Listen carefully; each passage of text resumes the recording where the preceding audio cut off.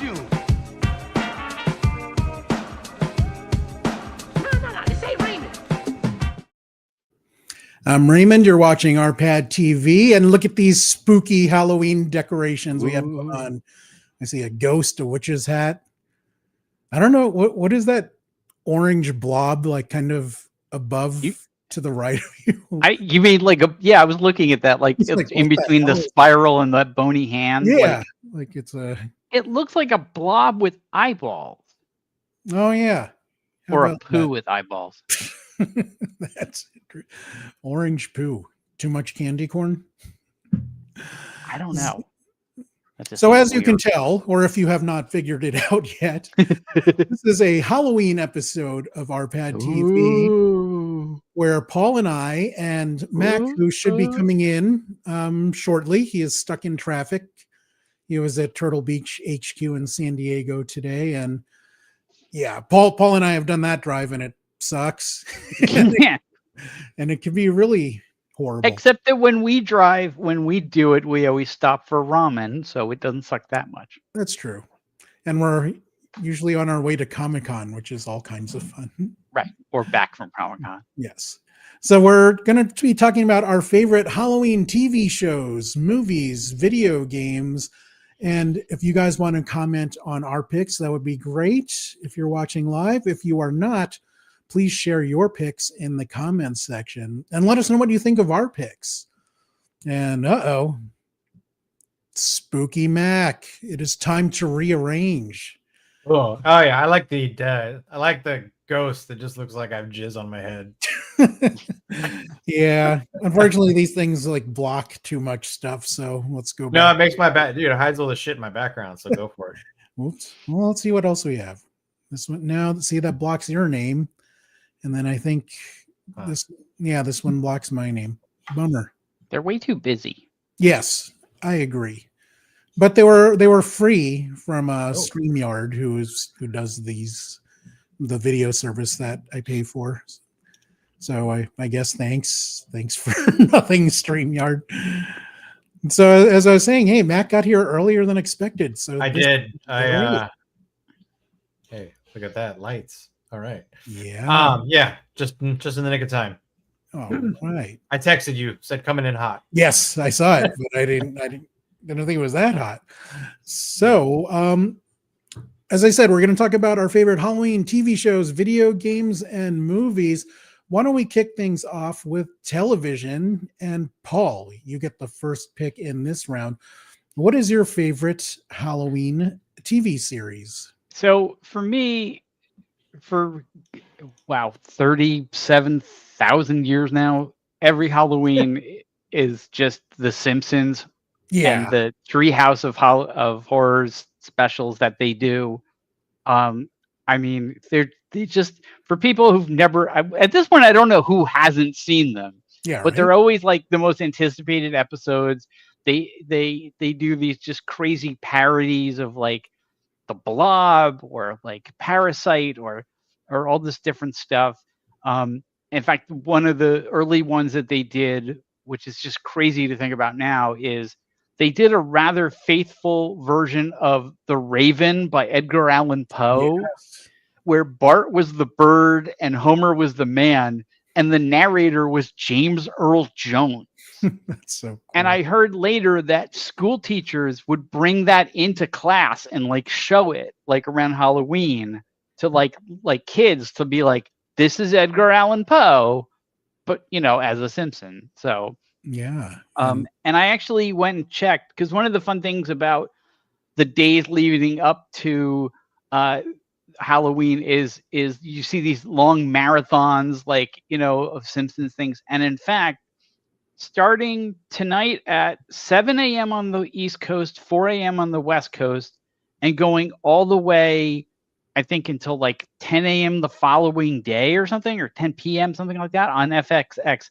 They're doing literally like 18 hours of just Simpsons Treehouse of Horror specials, as well as, and they're ending it with the one episode, the only episode they've ever done, which was an actual Halloween episode in which Lisa gets scared by Halloween. And then they're doing this one special episode they did where it's like a parody of the movie It, the Stephen King, where it's like they have like little kid versions of them, and then that's like the grown up versions and stuff. So I mean, there have been dozens of these at this point, and it's so embedded in our pop culture fabric. Do you have a favorite? It's too far away. Wait, hang on 1 second. I just remembered that I have this. This is how ubiquitous this stuff is. They've done action figures for this. Oh, of course. This is Zombie Krusty. That's fantastic. It's funny. So anyway, do you have a favorite episode, or is it too hard to pick at this point? Oh God, I mean, no. I mean, I always love my favorite thing in the episodes is always like when the aliens show up, Kodos. I mean, they're just hilarious. And there's just so many fun things, and like in the very beginning too, Marge would come out and be like, "Okay, look, this might be too scary." And they were being serious about that. And like, but no, I don't think I have like a favorite one. Like they're just, because the thing is, like, it's always like there's one segment, it's for people who haven't seen them, like they do 3 different mini stories. And so like there's some where like there's not a lot where like all 3 are great, but there's a lot where like all 3 are good, and like one is fantastic. One is fantastic. So it's hard. It'd be weird to have like a favorite episode, where I get it. I mean, I love it from the get-go, where even spotting the differences in the intro sequence is fun. Yeah. Where they do. That's always the case though, right? Yeah. But I mean, it's Usually, more overt for the Halloween stuff. Yeah. Yeah. They do like the different like gravestones. Yeah. With things. And they even did one where Guillermo del Toro did it. And it was basically the Simpsons intro as it's in now, except all the characters were replaced by like iconic, like horror movie people. And he got obscure with that stuff too. As is his you'd want. expect. Yeah. He gets a little wacky. How about you, Mac? Were you into the series at all? I mean, I grew up the same as you guys watching The Simpsons. Like my family used to like eat dinner watching The Simpsons. Like we would wait for it and time it accordingly. Right. But again, you guys kind of named off all the big ones, and I don't want to spoiler anything that we're going to talk about soon. So but Ray, your suggestion for TV show is going to be my suggestion for TV show for sure. Yeah, we're going to share that one, but you also had your other suggestion was also. And I went at it in a different way because I started trying to think about like what TV shows have kind of spooky, funny, weird, scary characters that you might want to have maybe even did dress up as at the time when it was a thing. But Alf, he's terrifying. Look at him. Yeah, like he fucking eats cats. I don't know. He kind of looks to me. He looks like an alien molester. Yeah. Well, maybe yeah. Oh wait, Paul has said alien molester. I not only have an Alf doll, but it's like him wearing like a Hawaiian shirt. I don't know why and I used to have an even bigger one. I loved Alf. I will throw in there though too and the reason I didn't include these is because I can't think of the specifics of either of the episodes of any year, but I believe like Family Guy also does some funny Halloween things from time to time. And then also, what was the other show? Robot Chicken. Oh yeah, of course. Yeah, they've done a lot of horror. So those are in like my cadence of like maybe second or third place mentions as well. Yeah, I mean it's funny. I used to be really into Alf when I was a kid, but I only remember one epised. Then we all grew up. It was the one where like the guy who played the dad, like addicted to like hard drugs, like cocaine and like heroin and stuff. Whoa. I did not know that. I believe like the guy who played the dad character in the show was like a big time druggie. Well, one of the writers was a big time drug addict. Well, anybody who there's a show about an alien that eats cats. Yeah. There's a guy named Jerry Stahl who's like a screenwriter. And he was like a writer on Alpha at one point. And at the same time, he was like a huge like drug addict. I would have loved to be a writer. And there's on a Alf. yeah, and there's actually a movie, a Ben Stiller movie about that guy. Really? And about how he's like a drug addict and like, yeah, let me see if I can find it. I still want to see on a good tangent. I want the Ben Stiller movie where he's a Menendez brother from the Cable Guy. I want that to be an actual movie. Yeah, Cable Guy's great in that role. Oh, it's Permanent Midnight. Huh. Yeah, but it was originally a book by Jerry Stahl, and then they made it. Yeah, with Ben Stiller played him.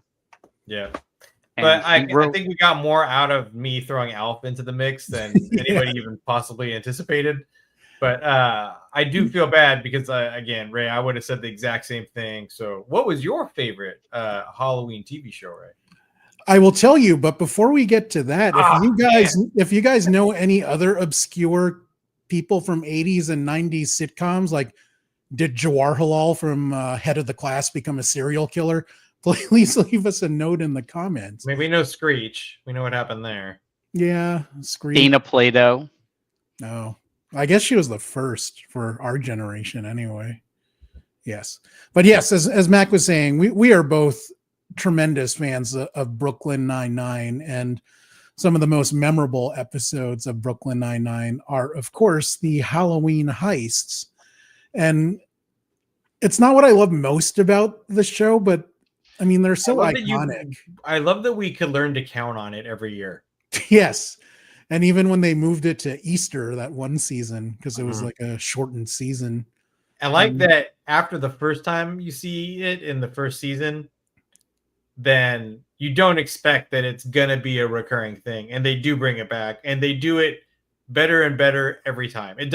It's not like any of those episodes of the Halloween Heist stuff gets worse. They're equally interesting and laugh out loud funny in their own right each time. And I even love that it was intertwined into the finale where they show Jake after he's retired from the force coming back for the heist. Yes. And then the regular, plainclothes officers are like, they're still doing this? It's like 10 years later or whatever. Yeah. But do you have a favorite heist winner or heist episode? Correct my memory here, but doesn't Jake end up proposing? Yes, but he doesn't win that one. That is a great one. I like that one a lot because it pays off the unknowing buildup that you were not paying attention to kind of all of the times leading up to there. Yes, because if I remember correctly, it was the championship cummerbund episode, and Jake switched belts and proposed to her with or cummerbund. Sorry, it's Holt says, "Good luck finding a pants with belt loops that'll fit that." So, yes. And by the way, I will say that in that episode specifically, but also in the episodes leading up to that, Boyle and his character becomes so much more closely intertwined with what's happening between Jake and Amy that it's like he feels every scene and every moment between them because it's hilarious. One of my favorite things is the character of Bill, who looks like Boyle. Oh yeah, the former male prostitute who becomes a salesman for that pyramid company. Yeah, but I like that he became a recurring character and became a bigger character when they brought the pyramid scheme. Yep. In the later season. What was the name of the pyramid scheme? I forgot, but it had the director of Easter Sunday, that Joe Coy movie. He's an actor as well, but Jay Chandrasekhar. But he's the one that was in the commercials for the pyramid scheme, and they always referred to him as Hollywood's Jay Chandrasekhar. Totally butchering that name. But yeah, I mean, Nutriboom. That's right. I mean, I think my favorite winner will be Rosa when she wins it, because I just love that character. She just kicks ass. She's probably, I don't know, man. I like her, and then I like the two old guys equally as one character. I like between her and Scully them, and Hitchcock. every scene that Scully and what's his name? Hitchcock are in. They steal every possible moment that they're in the scene, whether it's just doing stupid shit in the background, if like they're not talking, but their lines, whoever wrote for them was just like chef's kiss. It was like the best. Oh yeah, for sure. And I love their flashback episode when they were young and gorgeous. Yeah. But then they got addicted to chicken wings. It was their downfall of their health and looks. And it was the guy. It was that big guy from Reacher. One of them was. Yes, he was that in TV show Reacher. He was also in Titans. He played Hawk from Hawk and Dove. Yes, that guy. Alan Richardson. Alan, yes, yeah. He played young. I forget if it was young Hitchcock or young Scully. I don't remember that at all. And I have to go. He's one of my favorites. But yeah, that's funny. And then the woman in the show was from Baywatch, I believe. The one I didn't watch Baywatch. So she worked at the chicken wing place when they were young and gorgeous, and when she became older, it was one of the never Baywatch get actors. past David Hasselhoff not driving Kit around or talking to his watch. Yeah, like he just didn't seem right as a lifeguard. Yeah, I can see that. Mostly because he's a creep, but also I do like that movie. It's not a good movie, but some of it is just really funny with The Rock and Zac Efron and gorgeous woman. Zac Efron's a funny dude. Alexandra Daddario. Yes, with the unusual combination of blue eyes and dark hair. Yeah. I agree with you. I do think Zac Efron is an underrated comedic actor. Oh, absolutely. I think we brought it up 2 episodes ago, but we had like a random Ricky Stenicki name drop. Yeah. In that, so I liked him in that as well. What was the movie where him and his brother have to get dates and go to like Hawaii for a wedding? It's whatever, something and something get wedding dates. Yes. Yeah, like Aubrey Plaza's in that. Yes. Yeah. That movie's great. It has Aubrey Plaza in it. Yeah. Anna Kendrick. Yeah, and it's based on a real story. Too. Like a shit ton of ecstasy, like the night before her wedding, and she's just tripping. Like the whole thing is hilarious. It has this actor I liked from Silicon Valley as well. That she doesn't get too much play. Okay, but yes. Let us move on to our video game section. Mac, kick us off with your favorites Halloween game. I was gonna go with just like, if you need a good spook, if you need a good like tense game to play that's more fun in the dark and with the sound turned up, especially if surround sound or you have a headset or something to make it more fun. But the Dead Space games, those do it for me. Those are fun and they're challenging and there's puzzle solving and there's lots of kind of shooter gameplay and you have to shoot things in the right area in order to kind of get it done right, or you die. And they just have like everything about it. The pacing of the game is just really fun if you're into a good spooky game.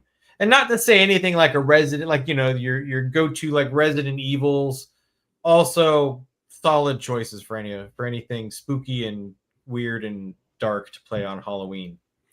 Sure, but what I like about Dead Space is the unique mood it's set, you know, being in space, being isolated. Yeah. And there are times where it creeped me out, just that feeling of being like alone in space. Like, yeah, and I loved the mechanics of like you have to shoot certain enemies in a certain, like you have to shoot them in the elbow or in the kneecap or wherever in order to kind of like disable them.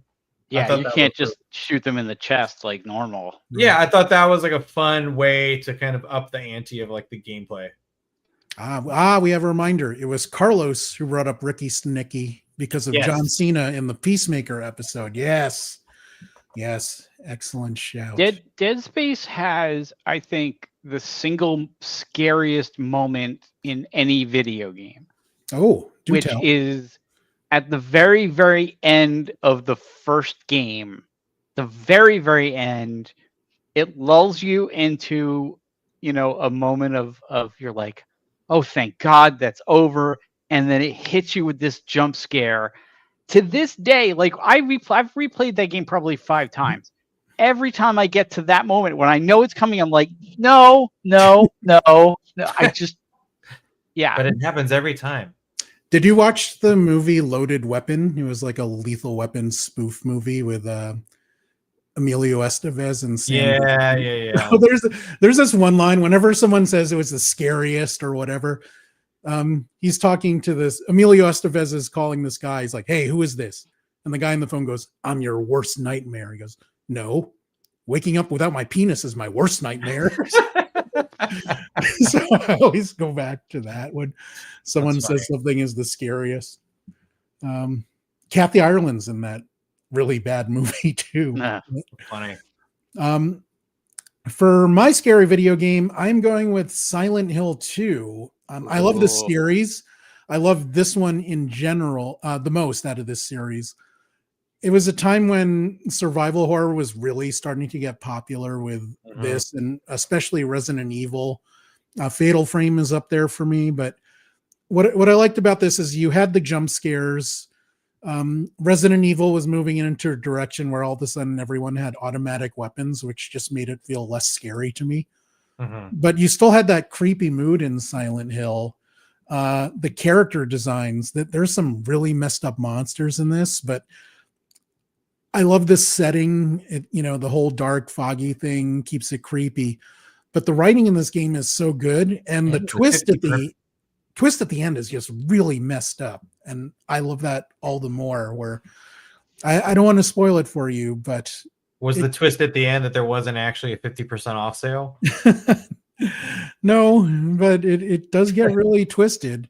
And there was a remake. Was it last year? Was there a remake? Yeah, last year. Because that's what the screenshot is from. It's from the remake. Yes. Didn't they do a remake of sorts of Dead Space on PlayStation, but it's called a different game now? Or it's almost no. They did a remake of Dead Space, but then they also did there's been 2 very Dead Spacey games. Yeah. One of them was Chronos. I haven't played that good, one. but it's really, really hard. And then there's another one that was made by the guys that made Dead Space. I think that's what it is. That's what I think I have to turn on. I can turn on my PS and look over and see what they should call it like Scare Space or something. Just something really goofy. I don't know. Look at and this. And the guy from the Transformers movie was in it too. Yeah. Yep. Chronos is the first. What? Chronos was this year. The Callisto Protocol. Yes. Yeah. It was not as good as any of the Dead Space games. No, they tried to do the same with the gameplay though, and make it like a little like not just run and gun. You actually have to like fight enemies a certain way in order to kind of move on, and it was kind of a pain in the ass, to be honest. Yeah. Speaking of famous voice actors, I was randomly watching this thing with Sean Bean, where they were giving him lines from his different works to see if he can remember what they're from. Did his character die? This one, I didn't realize, or maybe I forgot that he voiced one of the leaders in Civilization 6. He didn't remember it until after, but he couldn't remember anything. Like his famous lines from Game of Thrones and GoldenEye. He's like, I said that? Yeah. Yeah. He's like, what was this? I think it's some medieval thing. Oh, GoldenEye. Oh, okay. Yeah. That's funny. But I have a good scary story about Silent Hill. Yes. Speaking of times being scared. So when I was playing that game the first time, it had come out like in the summer, weirdly enough. And it was really warm. I was playing very late one night, and it's it's very quiet, and my windows are open because it's warm out. And as I'm playing it, it's like a really tense part of the game. 2 cats get into a fight right outside my apartment. And if you've ever heard cats fighting, it's a scrap. It's scariest fucking sound ever, like that you will hear in the natural world. And I was just like, nope, nope, done. Stop, not playing. And I, to this day, like, I won't play scary games late at night because I'm just like, nope. Oh, totally. Yeah. I'm not. I scary games, scary movies. It's always like Saturday, literally 3 p.m. scary when movie, it's the sunny. movie. Yeah. Yeah. Like I'm just not into like scaring myself because My like wife will not enough. go to a haunted house. She won't go to Same. Not Scary Farm. She won't like ever go like watch any scary movies off limit. Like she won't do any of it. I had a bad incident when I think I was in 3rd grade or something. My friends and I went to the haunted house, and one of the guys, popped out to scare us, and I totally freaked out and hit him with like my pumpkin bucket. Yeah, I have a funny one. So our neighbors down the street, the guy like works in Hollywood, and from time to time they throw together a legit haunted house, like kind of like the kind of ones that make the news. Yeah. Right. So we were walking around, and this is when my kids were much, much younger, and we were with friends, and my wife wasn't with us. So I got split up from the group, and my buddy had both my kids with him, and he's like, we're just gonna go check out that haunted house. I'm like, okay, go have fun. And so my friend takes my younger kids with his kids through the haunted house. And then I follow 5 minutes later and go through the haunted house too. And I went through the haunted house, and I was like, holy fucking shit, my kids just went through this. And I came out, and I'm like, I gotta go find them. Somebody's gonna be fucking traumatized for the rest of their life. And I go find like both my kids, and I was like, hey, like, how was the haunted house? And they're just like, yeah, it was fun. And I was like, was anything scary? And they're like, no. And I was like, really? Unfazed? And they're like, yep. I was like, would you do it again right now? I'm like, no. Like, I'm not going back. So I was like adamantly like concerned that like I think I just scarred my kids for the rest of their lives, and we're gonna get home and they're gonna tell Michelle, my wife, that they went through the really cool haunted house down the street, and I'm gonna get in trouble as like bad father. And they were totally cool with it. Please remind me to bring up a story about my dad when we go to our movie section. Okay, noted. Our excellent friend Carlos disagrees with us, saying that playing at night is the best time to play scary games. Yeah, but you're from Chicago, which is like the scariest city in the world, according to our president. And cold. Yes. I mean, I remember the president saying that there's a 50% murder rate in Chicago. That means half the people die there every day. So I'm not sure how the population still exists. Well, Very he also said that population that reproduces. Yeah, he also said that 360 million people die of drug overdoses every year or so. Well, he's bringing In down the US. pharmaceutical prices by 300%. So soon, Right. they'll be paying me to take my blood pressure meds. So Yeah. wonder how that works out. Paul, I was really excited about your video game pick. This is kind of a blast from the past, right? Yeah. So Yeah. I was always a huge fan of this series, and it's one that people may not remember. It's called FEAR, Fear, and it was a cheerleader impression. Yeah. FEAR, fear. Yeah, that's my fear. cheerleader. And it was a sort of a science fiction horror first-person shooter series, and it's funny because we mentioned earlier that like as Resident Evil got more action-oriented, it got less scary. But this was a game that showed that you could be scary and still like be a good shooting game. And in terms of the scares, though, it was definitely closer to Silent Hill than say Dead Space, because it was definitely more psychological, disturbing imagery and whatnot than say jump scares, like things jumping out at you. It had that. Really well written too. It was really good, and they definitely by the sort of the end of the series, it kind of got a little bit away from that, but the first two games especially were good. And one of I the just want to go back and replay those. Yeah, I keep hoping like somebody would like revive that series or do remakes or something, but I don't even know who owns the rights. But one of the weirder things in my career as a video game journalist is connected to this, which is I don't remember who it was, but one of the publicist for the first game called me and was like, "Hey, would you like to interview John Carpenter?" All the right. movie guy? And they're Sounds like, about "Yeah." right. And they were like, "Yeah, would you like to interview him about Fear?" And I'm like, "Did he work on the game?" No. He just wants to talk. Is he in the game? No. Why is he doing interviews? He just wants to.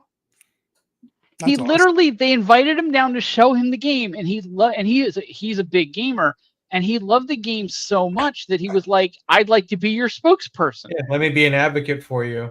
Yeah, and which is weird because you normally can't get people to do interviews for their own things.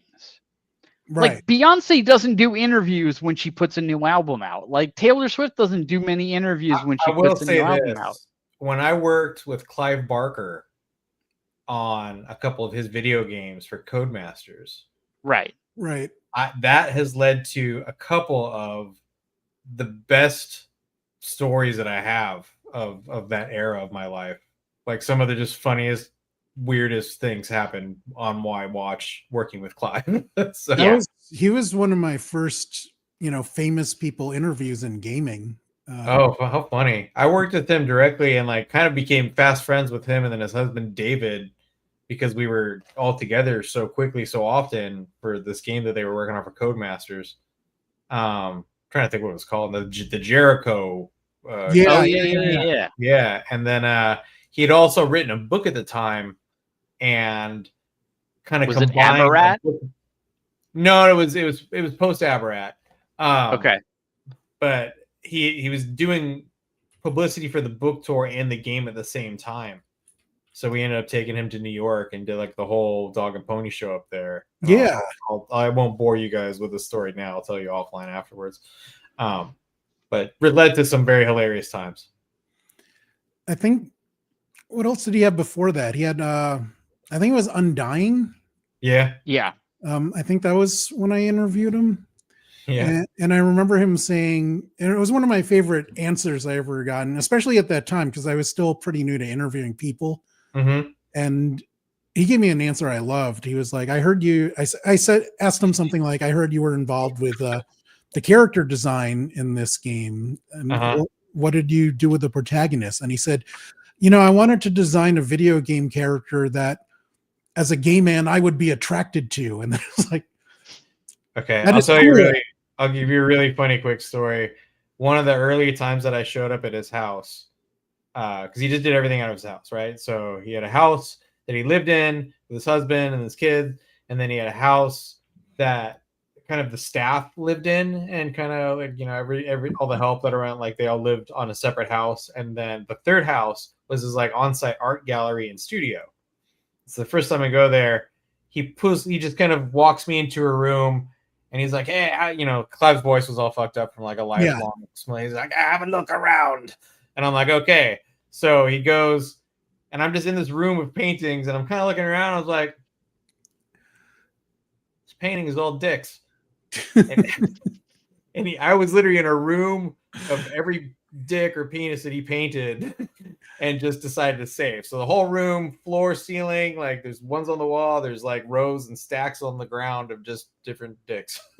Was there a bag he comes back a few minutes later, he's like, what do you think? And I was like, it's a lovely room of dicks, Clive. Was there a bag of dicks in the room? There might as well have been. I don't know. But either way, it was really funny. So I think at that point in his life, what year was that around? Like late aughts or something like that? I'm gonna say 2008. Yeah. 10 in there. So I remember his voice, what it became from when I first met him. Mm-hmm. And in my head, I'm like, wow, you sound like a fucked up Christopher Lambert. Like the way it was like really ever weird. since I had met him the first time, it was like that, and then it progressively got worse over the years. And Paul, to answer your question, Fear was a Vivendi game, so that would have been bought by Activision Blizzard, and it is now, I guess, a Microsoft thing, unless they sold it on some side. No, I don't think they didn't take Fear. It was never in the kind of wheelhouse at Activision in the merger. Oh, I was there for the merger. Yes, I wonder who's it. Is it still floating around in the ether somewhere? Hopefully, I don't know who owns that one now. That is Paul, buy the rights to it and bring it back. Is that happening? A movie? Yes. It is apparent. Wait, I think it may be on Steam. Oh yeah, apparently it's on Steam. Nice. for whatever that's worth. $20. Out. It seems to be 10. It's not bad. Worth it if you need a good Halloween scare. Excellent. Well, we still have Halloween movies to talk about, but before we get to that, let's do some housekeeping. Guys, Proton VPN has started its Black Friday deals. If you use my link, go.getproton.me/sh10j, there's a direct link to this in the Facebook and YouTube descriptions. God damn it. But right now for Black Friday, you can get up to 75% off a Proton VPN subscription. I'm actually a Proton VPN subscriber myself, even before I started working with them. I use it when I travel, especially internationally. You know, some of those Wi-Fi hotspots are sketchy and are just data traps, but this is a great way to protect your data, protect your privacy, and it can even do cheeky things like if there is a WWE premium live event on ESPN Premium and you don't want to pay for it, and you do have a Netflix subscription, you can just VPN yourself into Canada and watch it for free via Netflix. Oh, hold on. So do neat things like that. Yeah, okay. I'll have to look at this now. And it is made, it's based on Swiss servers, and you know, Switzerland makes the best things like chocolate, cheese, and Alps. I don't know that they actually made the Alps, but I'm sure they had something to do with it. This is the best ad for Switzerland that I've ever seen. Yes. Yes, pretty much. Cheese, chocolate, and mountains. And Martina Hingis. I mean, who else? Why wouldn't you go there? In my head, like all the women look like Martina Hingis and all the men look like Roger Federer. Just this country of gorgeous people. Yeah. You can also pick up some RPadTV shirts on Amazon. We got some cool ones. This is Mac's favorite. This is the one that Paul never wears. And I wear it, just not on the show. This is my favorite, although I'm kind of annoyed at one of the people on this shirt that's not me or female. So I'll let you figure that one out. But go to Amazon.com, search for RPadTV, and you can pick up some excellent shirts. Mac, I had some questions for you about some of your products. I was checking out the Turtle Beach site today and noticed this wonderful controller that looks super cool and has, dang, that's an afterglow. Yes, and it has all these cool lights. Can you tell me a little bit more? I didn't prepare you for this. Sorry. No, and honestly, it's a couple weeks. I mean, it's been the past couple months here, but we've been unloading and unveiling all of our officially licensed gear for Nintendo Switch and for Nintendo Switch 2 specifically. So this is one of our newer officially licensed for Nintendo Switch 2 wireless controllers. There's also a wired version available too. It's for less, but just kind of offers you all the things that you want in a good wireless controller for Nintendo Switch, but comes in a cool see-through transparent shell where you can see all the inner guts of the controller. And if I'm not mistaken, you can change the light colors. Is that right? Yep, you can program. So there's like a whole bunch of preset lighting modes, or you can kind of try and program it yourself. Oh, that's so cool. Yeah. I definitely want one of those. Although this one also looks cool. The Afterglow Wave. Yeah, same thing. Wired and wireless options available. And this one, all the lighting is done through the veins that are kind of going through the controller and then underneath the sticks. And again, preset lighting modes, or you can try and customize it. You can, like, it pulses, it flashes, it blinks, it breathes, it does whatever you kind of want a glowing controller to do. This controller reminds me of Paul because below the waist, his veins also light up. I'm from New Jersey, so you know. And also, this and this one also comes in like 5 different colors as well. So there's black, there's white, there's purple, there's blue, there's gray. I think it's so when I was reading the info on these products, which look absolutely cool, I kept having flashbacks to that movie Boomerang. Oh, Eddie Murphy, where Grace Jones does the commercial for Afterbirth. That's one of my favorite fucking movie scenes ever. being like a marketer and a PR person and being in a meeting, like I've been in a meeting like that where like somebody just fucking shits the bed and like just goes overboard in a meeting. And everybody's like, what is happening right now? Yeah, like what the hell? That was insane. Yeah, that's one of the funniest fucking like marketing commercial spoof ads ever. And that guy from it stinks so good. The cool voice from those 7-Up commercials. Yeah. When we were a kid. I forgot what Oh his yeah, name Jeffrey was. Holder. Yes. Crisp no and idea. clean. He had caffeine. Was he in that Little Orphan Annie movie too? I don't think so. None of us should know the answer to that question. Yes. Yeah, I don't know much about the movie, but I do love that musical because that was my parents took me when I was like 4 or something, and that pretty much instilled a love of musical theater from then on for me. And we'd always listen to that kind of stuff in the car and everything. So do you have a Nintendo Switch 2 yet, Ray, or no? No, I'm actually picking it up this month because my nephew has been bugging me to play Pokemon ZA with mine him. Broke already. Like I have to send mine back and get it fixed. Interesting. I had the thing where the dock just stops working. I've only had one console go bad on me, and that was my first time ever. I had the Red Ring of Death on Xbox. On Xbox, yeah. That was I remember those days. Only console that died on me. Microsoft took care of it really quickly, so that was very cool. And so far, like the process with Nintendo has been like totally fine, and the only downside is that I'm lazy and haven't gotten to it yet.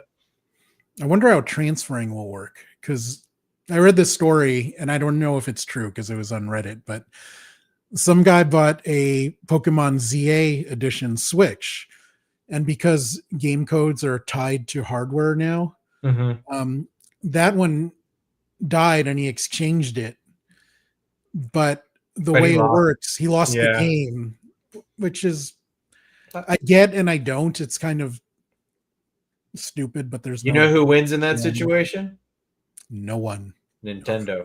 Because you're buying the game. Well, I don't know. You're gonna buy the fucking game again. How many times have I bought like Super Mario Brothers on different platforms? So that is their thing. Paul, give us an update on the wonderful paulsemel.com.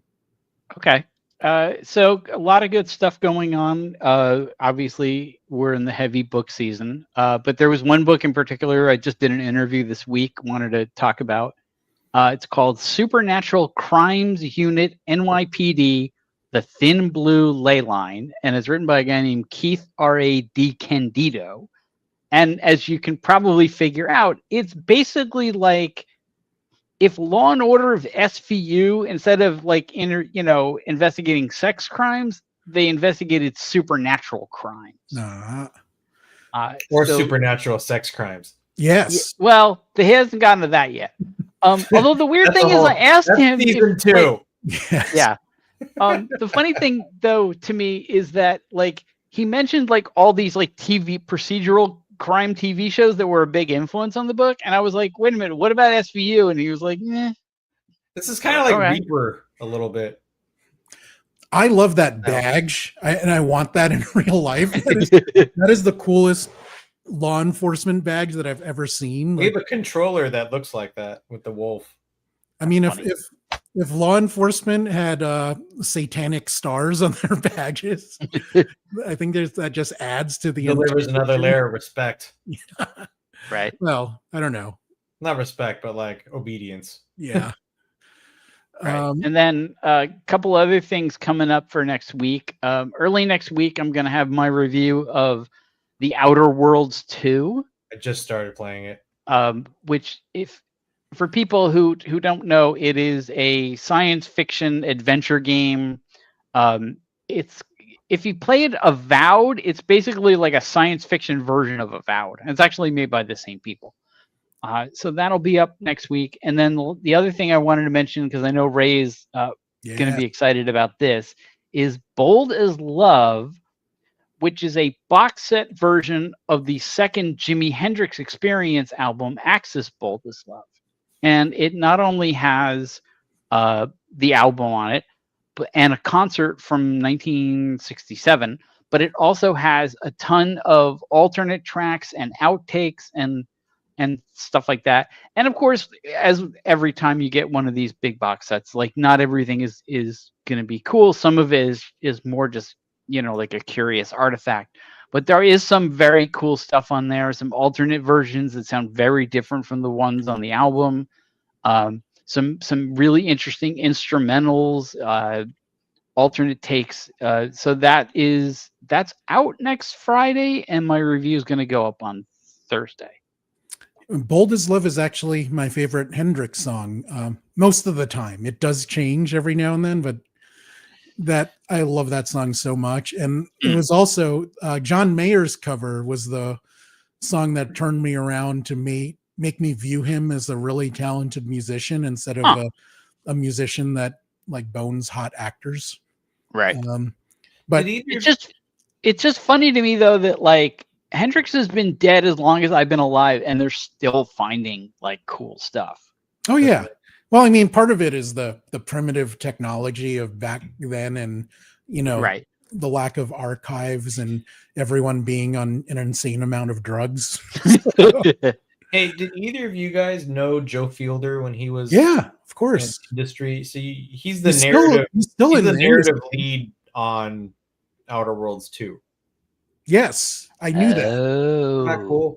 Yeah, no, Fielder's awesome. It's another neat little Easter egg for us. He's also a fellow comic book nerd. Yeah. And, we liked a lot of the same bands, and so yeah, we'd all be in the same boat then.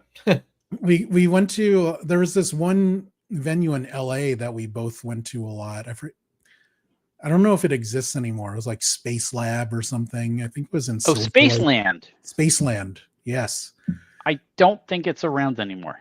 Probably, I mean, I would be surprised if it was, but I think it's actually, I think the venue is still, yeah. So it closed. Wait, hang on. It closed at the end of 2010, but it's still a place called the Satellite. Huh. I remember one of the bands that I loved back, I think it was the early 2000s or maybe mid-aughts. They're called Majestic. They're like this jangly indie pop band. Okay. And I brought my friend Raina, who Paul knows, to a Majestic concert. And it was not what she was expecting. She was like, "What is this Sesame Street shit we're listening to?" And like, this is Majestic. Majestic's awesome. I lied to my wife on a date before we were married to get her to go see the Lord of the Rings with me, and told her it was like a really deep love story. and we sit down, there's like elves and fucking midgets and weird shit and like wizards, and she's like, "What did you do?" That is fantastic. But yes, that'll wrap up for our housekeeping. Now let us move on to our favorite Halloween movies. Mac, let's kick things off with you. There's actually a subsection I want to do of this, but yeah, I think Paul and I had a similar like piece here, which was, I think anything, just like you go back to the old easy ones, right? A Nightmare on Elm Street is such an easy pick. It's got so much good stuff in it. It's got Freddy Krueger walking down the alley with creepy, really long arms dragging on like the fences on the side. It's got cameo Johnny Depp and the that was before he was really big, right? Blood Fountain of Doom. Wasn't that before he became a movie star? Wasn't that? Yeah, this is like. I think it was fortuitous because if I remember correctly, like 21 Jump Street had started before he'd filmed it, and then he did 21 Jump Street, and 21 Jump Street, like the first season, just exploded. Right. So when the movie came out, he was like a big star, but he wasn't when he filmed it. So yeah, they kind of lucked out. It just had so much, like, you know, Freddy Krueger was like a super freaky, like nightmare level, like real nightmare level thing. Once you saw the movie, oh yeah, my dreams. So. And then it kind of ruined it when I realized he was like the goofy alien in V. I'm like, that's the same guy. And then everybody started wearing like the razor blade claw hands for like, you know, Halloween outfits and kind of the red and green striped sweater. So, and the hat. My dad had a sweater that looked really similar to Freddy Krueger's. Is this your dad's story that you want to come back to? Okay. And I remember I was walking upstairs from the basement and And you saw him, and you're like, I oh, God. said you're literally scared. That was like one of the scariest moments from my childhood because I just, there weren't enough lights to see his face. I just saw the sweater. There was enough light to see that. Scared the shit out of me. That's funny. One of the scariest moments I've ever had in my house growing up was like a legitimate like poltergeist level thing where my dad and I were doing work in the front room. Ooh. And so it was all this exposed, just like concrete flooring. And we're both sitting there like working and taking a break for a couple of seconds. And both of us hear this, just footsteps walk down the middle between us and out the front door. And both of us like, time to go? Yeah, we're getting out of here. We just both got in the car and went to lunch. We're like, nope, not sticking around for that. And that was my only like poltergeisty experience. How about you, Paul? Have you ever had any demonic, spiritual, or have you ever suffered from demonic possession? Yes. It's like the interview in Ghostbusters.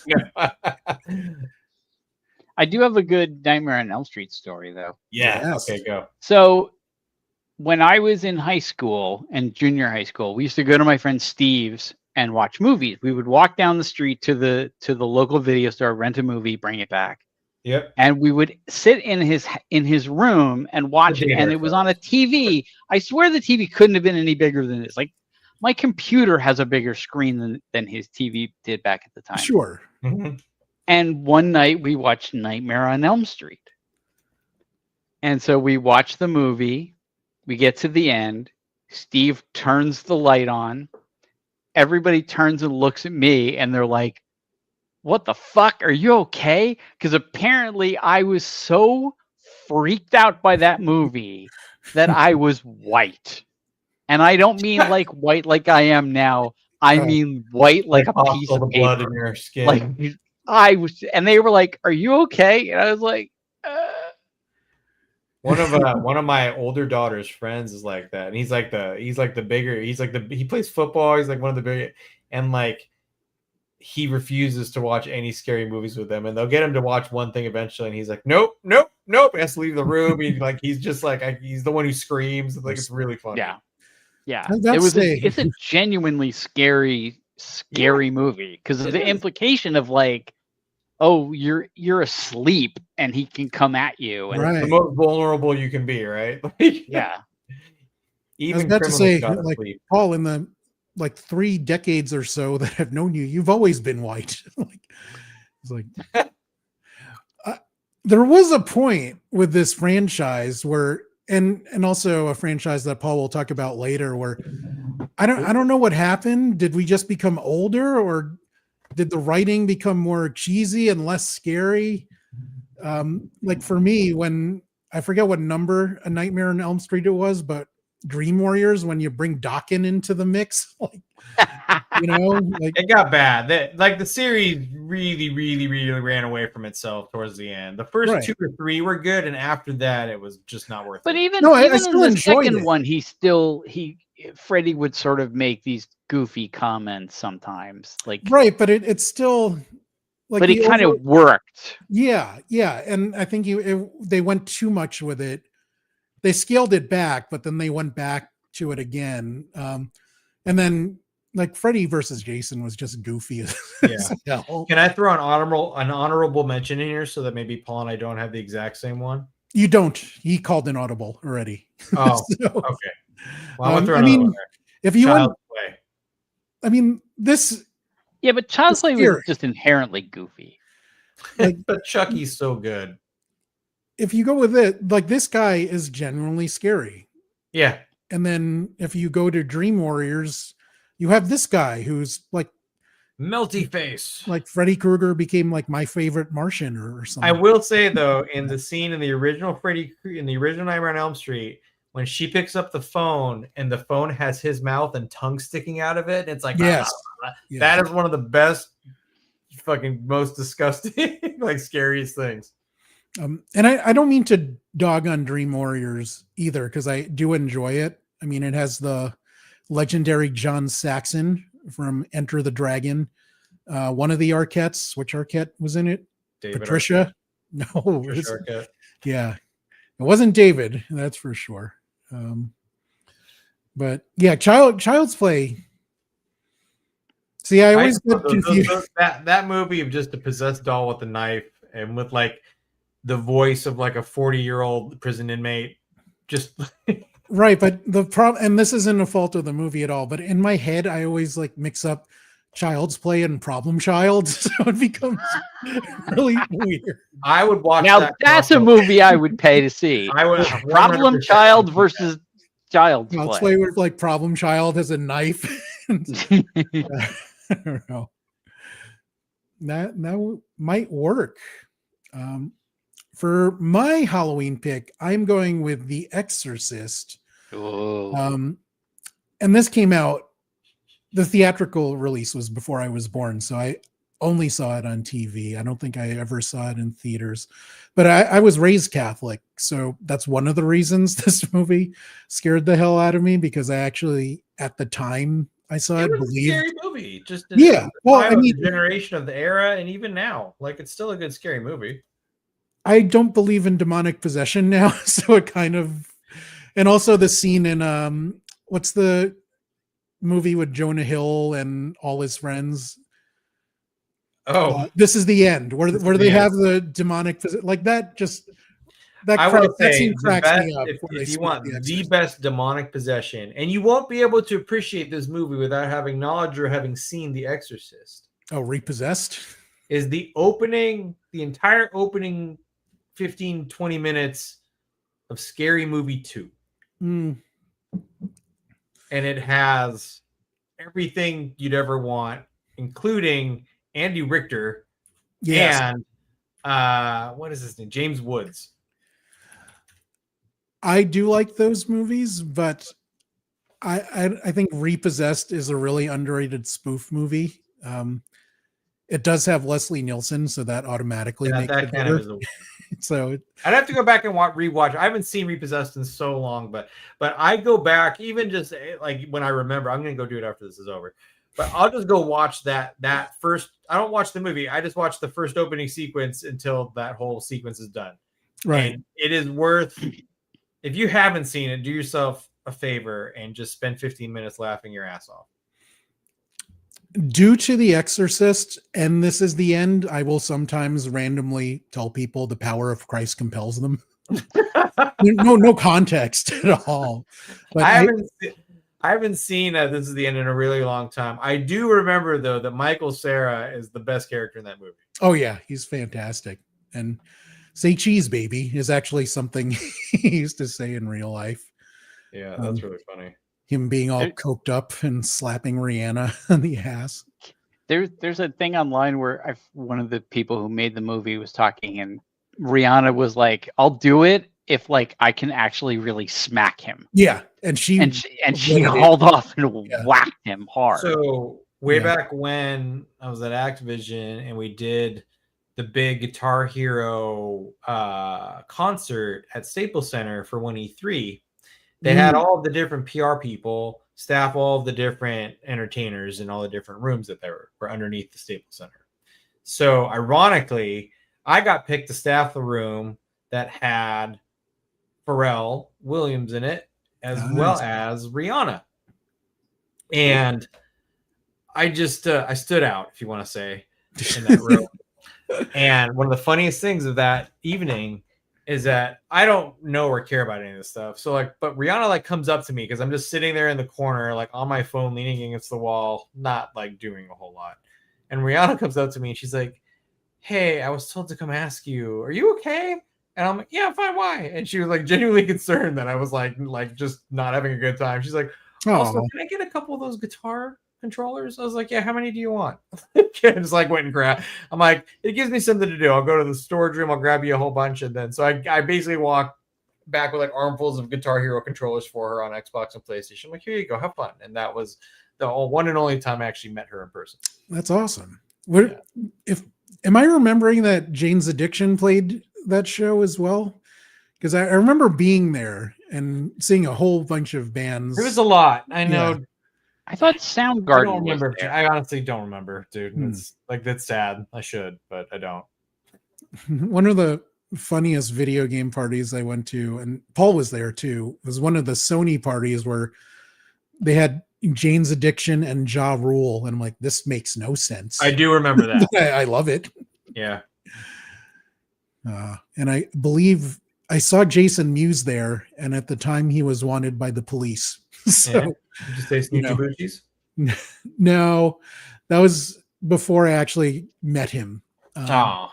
I've met him, interviewed him twice since then. Yeah. Paul, let us go here and get out of here with your Halloween pick. What do you got? Well, I want to drop an honorable mention, which I didn't think of, but I have been since sitting here with Zombie Krusty, which is, of course, Dawn of the Dead. Or Night of the Living Dead, the very first one, the black and white one. I'm a big zombie guy, so that's just a classic movie. But the movie that I wanted to highlight was, and it's an obvious one, but it's a good one, Halloween. John Carpenter's Halloween is one of the best horror movies of all time. And I think it's Michael Myers, not to be Michael Myers, Mike Myers. Right. Although, that sounds like a Robot Chicken sketch. But it is one of, I think, along with The Exorcist. Time out for a second. There is a movie. Was it Baby Driver, where they messed up, where they were supposed to do a heist wearing Michael Myers masks, but the guy was an idiot and he bought them like Mike Myers mask from Austin Powers. Yep. They're like, what the hell is this? Okay, sorry, Paul. That's hilarious. That's and you guys, I'm sure if you don't know, this is really interesting. The mask that Michael Myers wears in the Halloween movies is actually a William Shatner mask. I had no idea about that. Yes, it is. It's they sort of messed it up. So, but yeah, that's a William Shatner Captain Kirk mask. They bought. I can see it now. Yeah. But it's such a good movie, and one of the things I love about it is there's nothing supernatural or weird about it at all. Murderer. He's just like a psychotic, and you don't know why. Like, you don't know why he killed his sister when he was a little kid. You don't know why he hasn't talked in the year since. You don't know why he breaks out of jail right before Halloween, why he goes and kills all these people. I mean, you talked to earlier about, Nightmare on Elm Street screwing things up. They really screwed up things with Halloween. Like, they were like, oh, Laurie Strode is his sister, and somehow he knew that, and this and that, and there's been all kinds of like rewrites and sequels. But that first one is it's a really well done movie. It's just, I think it's on par with The Exorcist in terms of the writing and direction and all this other stuff. And Jamie Lee Curtis is in it. Jamie Lee Curtis is in it. And one of the fun things for me is I went to summer camp, and the summer camp had a piano, and the piano was located like in the room that we would use as like the cafeteria. Was it band camp? No, it was not a band camp. It wasn't the same. Got stuck anywhere, right? No one stuck a flute in my pussy. But one of the things that I don't remember who it was, because I was like 12 at the time. Somebody knew how to play the Halloween theme. Oh. And they would sneak into the area with the piano and start playing it at night and just freaking everybody out. It was so much fun. I always love that moment in the Ghostbusters movie where Bill Murray walks in. Yeah. He's I hate this. I used to do that on our piano too. Mac, you mentioned. No, I don't want to get to that yet. Yes, it did get goofy. I mean, going from Jamie Lee Curtis to Kelly Rowland all of a sudden. Well, they did. There was that Season of the Witch where they said there was a supernatural element to it, and then there was the reality show one where Kelly Rowland go and Buster Rhymes go into a house and they're all staying, and and then Rob Zombie did his version, which I really didn't like because he explained why the kid did it, and I was like, I don't. Right. It almost reminds me in that I love the first Highlander movie But the more they explain like the lore of the Immortals, the dumber Yes. it got. You know, Yeah. like you watch your aliens now. Yeah. It also kind of reminds me in a weird way of Godzilla, because it's like every once in a while they're just like, okay, this has gotten too stupid. We're gonna reset, and the only movie that counts is the first one. And like, Right. because they did that recently. The Danny Boyle, not Danny Boyle, I don't remember the guy's name, but like Susan they Boyle. did. Oh. No. It's oh God. He was in that movie that we talked about earlier with Michael Cera. Eastbound and Down guy. Danny Oh, McBride. Danny McBride. Danny McBride. Yes, thank you. Zach and I So are big fans yeah. of that guy. yeah. So like he was partially responsible for like another bunch of movies with Jamie Lee Curtis, which again were like only the first movie counts. And there Right. was even like a thing where they were like, oh, somebody said that like he was my brother, but that's like not true. Like, which reminded me a lot of like the Godzilla movie where they were like, hey, you know that monster that hit New York? Like they think it was Godzilla, but our Yeah. people don't think so. Yeah. You know? I mean, sometimes you just got to strip it down to the essentials. This guy is Yeah. scary as fuck and he kills people. It Yeah. doesn't have to be much more than that, does it? I know, and that's the thing. Like, there's nothing supernatural about him. Like, he's literally just a psychotic, and it's like, He's oh, like he the got Batman of shot, and serial he gets killers. up, and like, you know, again, they were like, oh, it must be supernatural because how else could he survive all this stuff? It's like he's just nuts. So Mac brought up Child's Play as his honorable mention. There were a few. I actually had a hard time landing on The Exorcist. I almost wanted to go with The Thing. And it's funny that John Carpenter was brought up, but I still think The Thing holds up. I'm still going to throw Sleepaway Camp out there as a sleeper hit, pun intended, with quite possibly the most fucked up twist ending to a movie I've probably ever witnessed. I've never seen it. Oh no! So I feel like I should. I believe at the end of the movie, after all is said and done, they're all sitting around the campfire, and then the killer is still there, and it's one of the characters who everybody thought was a guy or a girl. I think there's some kind of a sex change switcheroo at the end of Sleepaway Camp, and it's to the point you're just like, what? And then the credits roll, and you're like, no! And it's just a creep movie to begin with, and it ends on a very weird high note. I was looking at the IMDb page, and I'm like, who the hell are any of these people? Exactly. It's a terrible, spooky, horror movie with the terrible twist ending. Another one I considered was They Live from John Carpenter, but I don't really consider that a horror movie as much as this science fiction movie. I just think of it's Roddy Piper being cool for like 90 minutes. Like I always wish that guy did more movies because I thought he was so good in that. And it also has Donald Sutherland where he points at people and makes the noise and screams. No, that's Invasion of the Body Snatchers. Yeah. Which there's been a couple different really good ones of that. Like the one with like Donald Sutherland and Leonard Nimoy, and there was like another one from like the 40s. And we also didn't talk about Friday the 13th, which is yet another series that like only because Paul Rubin's character in that movie suffers one of the best death scenes ever. Friday the 13th. I could not tell you the plot to one of those movies right now. Jason Voorhees? Oh, yeah. Wears a hockey mask and lives in a lake and kills kids at camp. I don't know. He's like a and then eventually goes to space and fights Freddy Krueger. What's not to follow along here, right? Like he also went to New York. Don't forget that. Right, I mean, and now it's starting to overlap with the Leprechaun movies. Oh God. Yeah. Leprechaun in the Hood. Yeah, Leprechaun in the Hood. Leprechaun. Jennifer Aniston's first movie, I think, was right. Leprechaun. By the way, the Toxic Avenger remake with Peter Dinklage just came out, and it's fucking terrible. Not worth whatever I paid to watch it. Oh man, that's a shame. I keep wanting him to do better stuff. Texas Chainsaw. That's another one that I Oh God, Classic. yeah. That's Yeah. another one where like the first one was really, really great, and and the rest. Yeah, the other ones I don't acknowledge as existing. they're Yeah. they're I like the how Rocky they covered Five. the movie Summer School too. There's another Summer School. Wow.